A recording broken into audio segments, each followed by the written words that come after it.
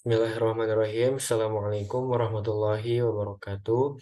Perkenalkan, nama saya Fathan Mubina dengan NIM 1203050047 dari jurusan Ilmu Hukum kelas A, mata kuliah Etika Profesi Hukum.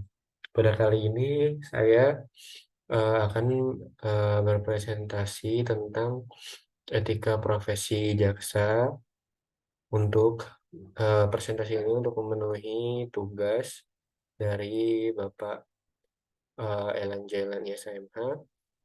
Baik, saya lanjutkan. Pada kali ini eh, saya akan menjelaskan tentang pengenalan profesi jaksa. Profesi jaksa adalah salah satu dari banyak profesi yang mendalam dan memiliki peran penting dalam sistem peradilan suatu negara.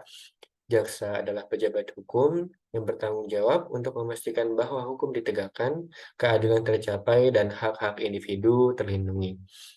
Mereka memainkan peran sentral dalam menjalankan tugas dan tanggung jawab hukum mereka yang mencangkup sejumlah fungsi kunci yang mempengaruhi berbagai aspek kehidupan masyarakat. Jaksa adalah seorang pejabat hukum yang memiliki peran penting dalam sistem peradilan suatu negara. Tugas utama seorang jaksa adalah untuk menyampaikan dakwaan atau tuduhan di dalam proses pengadilan terhadap individu atau entitas yang diduga melanggar hukum. Jaksa adalah pilar dari sistem peradilan yang bertanggung jawab untuk memastikan bahwa hukum ditegakkan dengan benar, keadilan tercapai, dan hak-hak individu terlindungi. Profesi jaksa adalah salah satu bagian penting dari sistem peradilan di suatu negara. Jaksa adalah pejabat hukum yang bertugas dalam proses pengadilan dengan menyampaikan dakwaan atau tuduhan terhadap individu yang diduga melanggar hukum. Mereka memiliki peran kunci dalam menjaga keadilan dan melindungi hak-hak warga negara.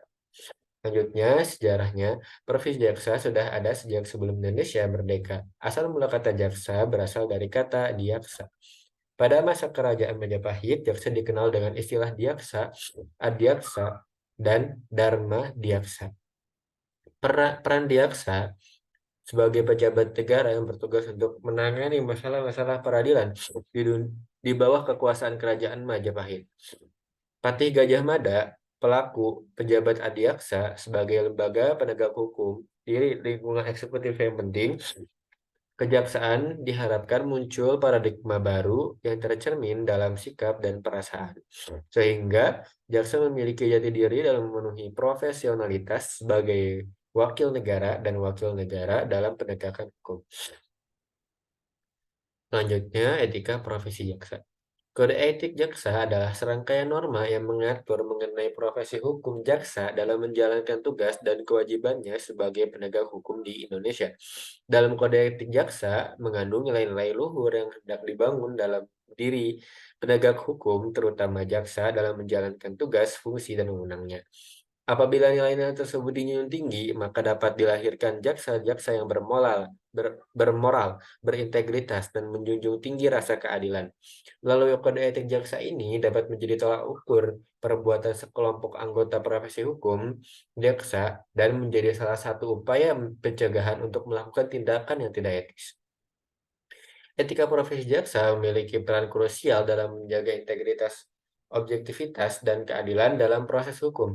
Sebagai representasi kepentingan publik, jaksa memiliki tanggung jawab untuk memastikan bahwa setiap individu, termasuk pelaku kejahatan, mendapatkan perlakuan yang adil dan sejalan dengan norma-norma hukum yang berlaku.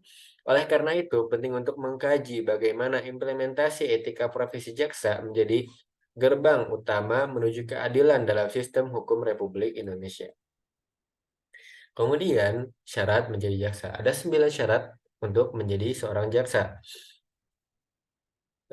Seseorang harus memenuhi sejumlah syarat yang ketat, yang mana yang pertama itu warga negara Indonesia. Calon jaksa harus menjadi warga negara Indonesia.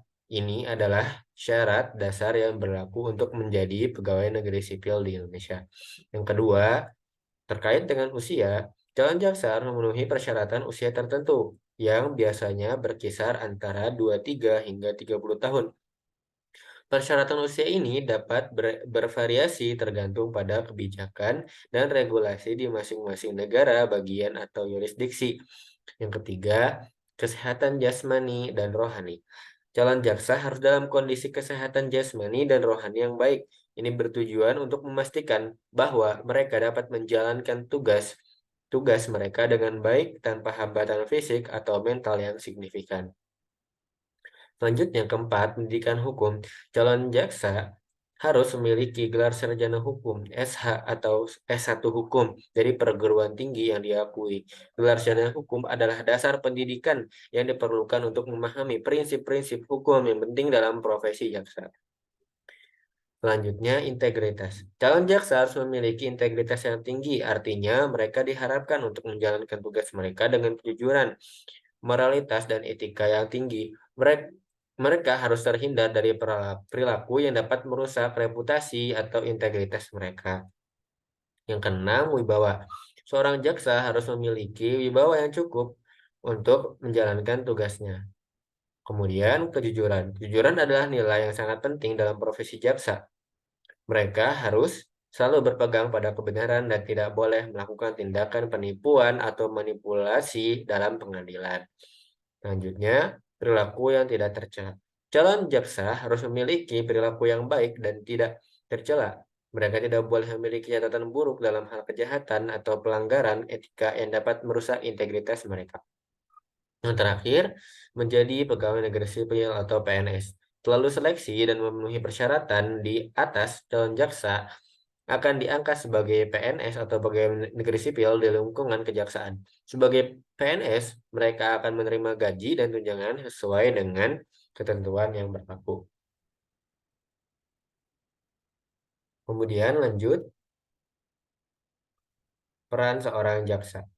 Yang pertama, itu dari eh, ada beberapa ada beberapa bagian. Ada beberapa tugas dan bagian dari jaksa. Yang pertama itu jaksa penyidik. Jaksa penyidik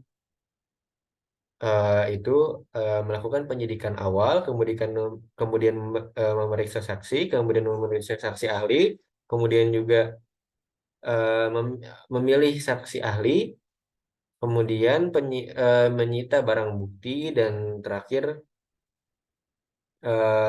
keputusan penuntutan. Atau setelah selesai melakukan penyelidikan, jaksa penyelidik akan menentukan apakah perkara tersebut layak untuk ditingkatkan menjadi penyidikan atau tidak. Yang kedua itu ada jaksa penyelidik. Jaksa penyelidik ini nantinya akan menyelidiki secara mendalam, dan setelah saya melakukan penyidikan, jaksa penyidik akan menentukan apakah perkara tersebut layak untuk ditingkatkan ke tahap penuntutan atau tidak. Mereka juga dapat menghentikan perkara jika tidak ada cukup bukti yang mendukung. Kemudian yang ketiga, jaksa penuntut umum. Jaksa penuntut umum ini biasanya menuntut di pengadilan bertugasnya, kemudian juga mendukung keadilan. Peran mereka itu adalah untuk memastikan bahwa proses pengadilan berjalan dengan adil dan sesuai dengan hukum. Kemudian jaksa eksekutor. Jaksa eksekutor bertugas melaksanakan putusan pengadilan yang telah memperoleh kekuatan hukum tetap dalam perkara pidana. Mereka bertanggung jawab untuk menjalankan hukuman atau sanksi yang eh, yang dijatuhkan oleh pengadilan. Kemudian jaksa pengacara negara. Jaksa pengacara negara bertindak untuk dan atas nama negara atau pemerintah dalam kasus atau perkara perdata atau tata usaha negara. Mereka melindungi kepentingan negara dalam persidangan. Kemudian, pembahasan selanjutnya, tugas dan kewenangan jaksa. Nah, yang pertama itu ada penyelidikan dan penyidikan. Kemudian penuntutan pidana, kemudian pelaksanaan putusan pengadilan, kemudian penuntutan pidana militer, kemudian penuntutan tindak pidana korupsi, yang keenam penuntutan tindak pidana terorisme, yang ketujuh penuntutan tindak pidana narkotika dan obat-obatan terlarang, yang terakhir ada kewenangan lainnya. Nah, kewenangan lainnya ini, kejaksaan dapat memiliki kewenangan tambahan sesuai dengan undang-undang yang berlaku seperti pengusutan tindak pidana tertentu atau pengawasan terhadap pelaksanaan hukum di berbagai sektor. Mungkin sekian presentasi dari saya, kurang lebihnya mohon maaf. Sekian, Assalamualaikum warahmatullahi wabarakatuh.